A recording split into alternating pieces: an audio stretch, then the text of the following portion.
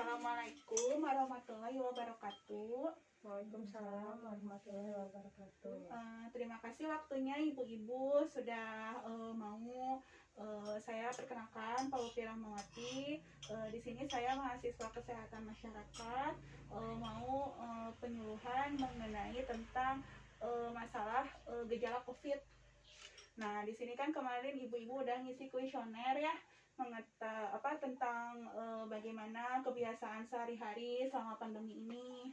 Nah, di sini itu risiko yang paling terbanyak, jadi masih banyak warga itu yang masih belum mengetahui gejala COVID itu apa aja, gitu. Di sini paling saya bahas sedikit aja ya, ibu-ibu.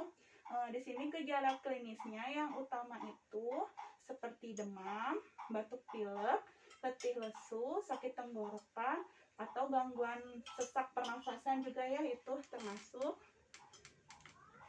Nah, di sini untuk cara penyebarannya itu biasanya kontak langsung dengan penderita atau melalui percikan droplet, misalkan dari batuk, dari bersin-bersin, entah itu bisa mengenai kita gitu, misalkan jabatan tangan juga kan, kita nggak tahu ya orang itu habis megang apa, habis dari mana. Nah, itu bisa saja kemungkinan tertular gitu.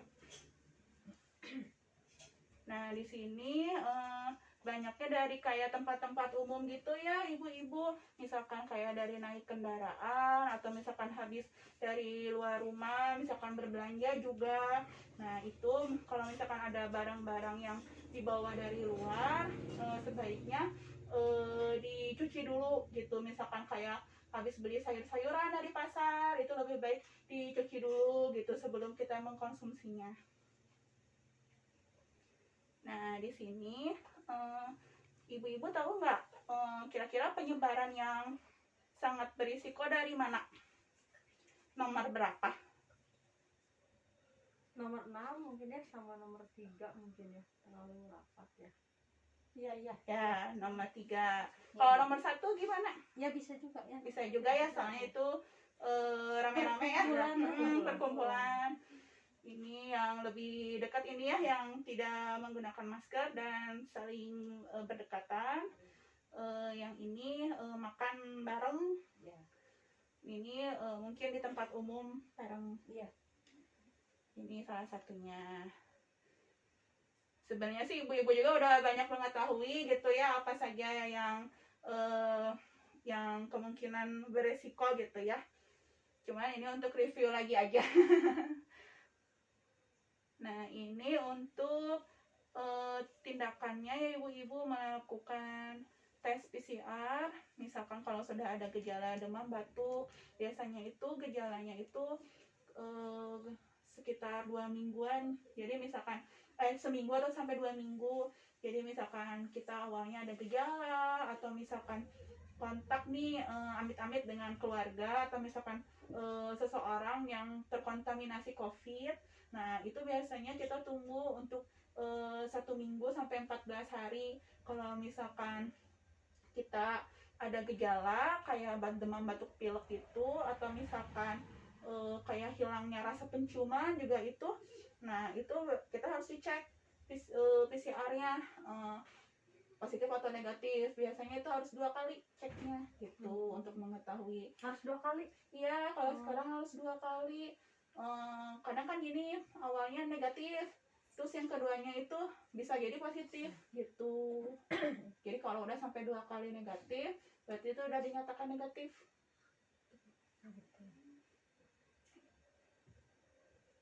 Nah, ini misalkan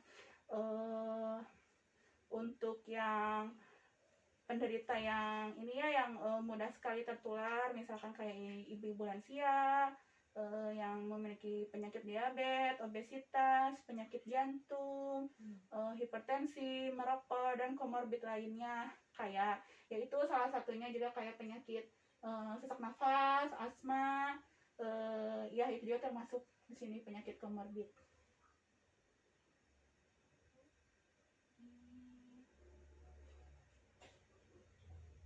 Aja. Nah, ini ya Bu ya, udah tahu ya Bu ya perilakunya, salah satunya dengan memakai masker, mencuci tangan, dan menjaga jarak. Ini pentingnya menggunakan masker.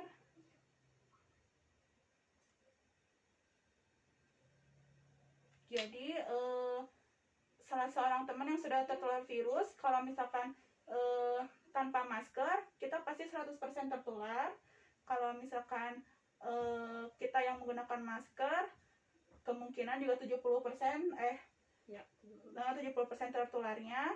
Jika teman tertular pakai masker, kemungkinannya 5%. Jika dua-duanya menggunakan masker, kemungkinannya sedikit, hanya 2%. Ini salah satu ini aja Bu, contoh droplet atau percikan. Kayak gini contohnya, gambarnya. Nah ini macam-macam masker, ada masker KN95, masker medis seperti ini, atau masker kain contohnya. Nah ini cara menggunakan masker kain yang benar ya Bu ya. Gunakan maskernya itu besi, dicuci dengan sabun. Nah kalau bisa, kalau masker kain itu direndam dulu pakai air hangat nih. Pakai air hangat, baru nanti pakai sabun, dicuci seperti biasa, dijemur tuh. Nah untuk cara melepas masker yang benar, jadi disentuhnya seperti ini ya Bu ya. Jangan nyentuh bagian depannya, jadi sentuh yang talinya gitu. Terus kemudian setelah melepas masker, segera cuci tangan Anda dengan sabun dan air mengalir atau pembersih tangan atau hand sanitizer. Kemudian maskernya langsung direndam dengan air sabun ke dalam air mendidih. Oh ya, ini untuk masker medis juga. Kalau masker medis itu kan sekali pakai Bu ya. Nah ini kalau bisa biar tidak ada yang menyalahgunakan, jadi kalau sebelum dibuang lebih baik digunting maskernya gitu. Jadi takutnya kan amit-amit ya, nanti teh ada pemulung yang ngambil, nanti itu digunakan lagi buat dipakai gitu ya, takutnya gitu. Jadi lebih baik digunting-gunting aja, jadi biar hancur gitu, nggak bisa dipakai lagi. Nah ini juga kalau masker longgar juga harus ini ya Bu ya, jangan sampai longgar kalau bisa menggunakan maskernya. Terus jangan di bawah hidung sama mulut itu harus tertutup. Jangan pada saat berbicara juga jangan lupa jangan dilepas maskernya gitu, harus selalu digunakan. Nah ini juga jangan didagu, dilarang bertukar juga ya kalau masker. Kemudian jangan mengubah atau sesuai posisi masker. Jadi yang sudah terpasang jangan di ini lagi gitu, menggunakan jadi virus corona ini berada di mana saja, bisa menempel di benda-benda yang ada di sekitar. Cara yang paling efektif yaitu dengan mencuci tangan menggunakan sabun atau menggunakan hand sanitizer. Kalau misalkan kita lagi bepergian gitu ya, sulit gitu ya kalau cuci tangan, jadi kemana-mana bawa hand sanitizer aja. Ini untuk cara 6 langkah mencuci tangan, yaitu telapak tangan, kemudian punggung tangan, sela-sela jari, kemudian bagian ujung jari, ibu jari, kemudian telapak tangannya menguncup terakhir seperti ini caranya. Ini untuk menjaga jarak. Kenapa kita harus menjaga jarak? Jadi agar terhindar dari droplet atau percikan seseorang. Kan kita nggak tahu ya seseorang itu apakah memiliki terkontaminasi COVID atau misalkan memiliki penyakit yang menular gitu. Nah ini yang tadi contoh percikan air liur. Jadi kalau untuk jaraknya 2 meter mungkin kumannya lebih banyak kalau tidak menggunakan masker. Jadi seperti ini contoh gambarnya. Nah ini aktivitas yang berisiko tinggi juga yang kayak tadi ya, olahraga bersama, konser musik, makan di luar bersama keluarga, piknik di taman hiburan, belanja ke pasar, sama beribadah berjamaah atau pengajian. Ini jangan sungkan untuk menegur. Nah, ini ada adaptasi kebiasaan baru ya ibu-ibu selama pandemi ini. Selain wajib menggunakan masker, cuci tangan, hand sanitizer, kita juga makan dengan gizi seimbang. Kemudian rajin juga berolahraga. Kemudian kalau bisa juga kita menggunakan uang elektronik kalau memang ada. Kalau tidak ya tidak usah dipaksakan. Hanya setelah berinteraksi kita sering cuci tangan aja. Dan setiap setibanya di rumah langsung mandi, langsung mencuci semua pakaian yang bekas dari luar. Nah, ini kebiasaan new normal saat ini ya Bu ya. Kalau naik Gojek, kalau bisa bawa helm sendiri.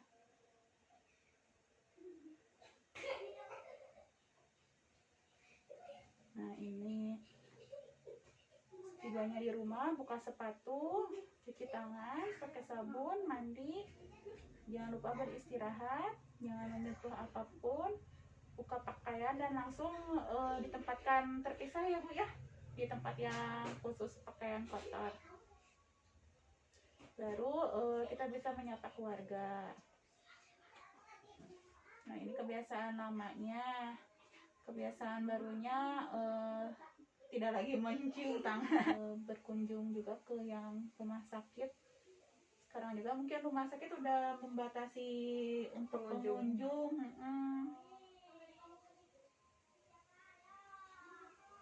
Nah, saya mau tanya sedikit ibu-ibu, untuk cara menyebarkan pengetahuan ini ke kira-kira ibu ada yang tahu nggak cara penyebaran virus itu bagaimana? Sebenarnya udah diketahui oleh ibu-ibu atau ada yang belum ngerti? Setahunya sih ya dari kalau terlalu berkerumun sama untuk cara penyebarannya. Ya sama seperti itu dah. Ya, Berjabat tangan, terus berkerumun. Ya. Ya seperti itu. Itunya itu mungkin ya, yang Intinya ya. Seperti itu. Di sini ibu-ibu sudah diterapkan kayak ke tempat belanja gitu, menggunakan masker selalu ya Bu ya. Iya, selalu. Dari ibu-ibu ada yang mau ditanyakan? Kalau itu uang ya, uang mah nggak dicuci. Ini nggak, maksudnya bisa kena nggak kalau uang nempel di uang ya? Nempel di uang. Bisa kemungkinan sih virus itu nempel di benda bisa. Nah tapi kan sebenarnya kalau di benda mati itu nanti juga virus akan hilang dalam waktu. Soalnya pernah dengar kalau di benda mati sampai 8 jam gitu. Pernah ya. Ya, belum dipastikan juga sih sebenarnya ibu-ibu, cuman ya itu buat antisipasi aja. Jadi kan kalau kita yang punya anak-anak ya, misalnya pengen beli makanan jajanan ringan gitu kan, mungkin ya lupa ya. Iya anak benar. Setelah ngebayar transaksi terus dia buka makanan makan gitu. Iya benar. Biasanya emang Anak-anak makan. Iya ya, emang anak-anak itu susah ya. Gitu ya paling ini aja kayak Perhatian orang tua orang tua dan mungkin ini lebih sering cuci tangan aja sih ibu. Jadi kan mungkin kalau bisa sih sebelum makan misalkan jajanan cuci dulu tangannya habis megang uang gitu. Kadang kan anak-anak juga nggak tahu ya dari mana teh habis megang ke apa gitu ya, ke meja kemana gitu kalau di warung ya gitu. Ya itu yang paling tapi emang susah juga sih kalau untuk anak-anak gitu, susah ininya ya apa penanggapannya memang susah dan anak-anak juga kurang ngerti gitu ya. Ya jadi pengennya langsung aja gitu ya. Iya emang susah sih kalau untuk anak, paling di ini aja, lebih disuruh ayo sering cuci tangan gitu aja, sebelum makan cuci tangan dulu gitu aja paling. Paling kalau untuk ini ya kayak gejala gitu, mungkin kalau kayak banyak yang tidak tahu ya ibu-ibu, biasanya kan beranggapan kayak kelelahan atau misalkan pusing, itu juga bisa jadi salah satu penyebab terjadinya COVID gitu. Itu karena mungkin daya tahan Daya- itu ya. Iya jadi melemah ya. betul. Daya tahan tubuh kita melemah gitu, jadi Virus ada ya. jadi itu virus itu mudah menyebar atau masuk dalam tubuh kita dalam kondisi kita lagi keadaannya kurang fit gitu. Paling itu aja. Ada lagi mungkin ibu kalau untuk selama ini yang kebiasaan selama ini gitu, tidak ada ya, atau misalkan keluar rumah gimana? Ya lebih kalau misalnya kayak naik kendaraan umum ya, sekarang jadi rada was-was lah gitu. was-was. Iya ya. Jadi soalnya nggak kan nyaman, nggak Kalau kayak di biasa. kendaraan umum dari mana-mana ya masuk di Iya. tempat yang sama berhimpit-himpitan gitu ya. Iya ya. Lebih itu aja sih. Lebih takut. Jadi asa kurang ya kalau Iya. buat naik kendaraan umum, asa kurang gitu. Asa belum berani tapi siun gitu. Iya sama sih, saya juga naik kendaraan umum ya susah juga ya soalnya kayak lagi bis, kondisi angkot kayak gitu. Yang lebih lebih Ngerinya, lebih ya. ngeri, iya benar, di kendaraan umum. Dan tidak dibatasi juga ya, tetap aja segitu ya kalau di angkot ya. Ya, paling kalau di Bisma ada sih cakra. Iya ya, jadi Kalau di angkot Kalau di di angkot angkot mah mah enggak ya. Ya, Kalau di bis mah iya mungkin kan tempat duduknya Space-nya gede. satu-satu gitu ya. Jadi yang hanya sebelah sini, yang belakang satu-satu gitu ya. ya. Iya kalau di angkot ya Bu ya, enggak ya. di angkot mah Susah ya.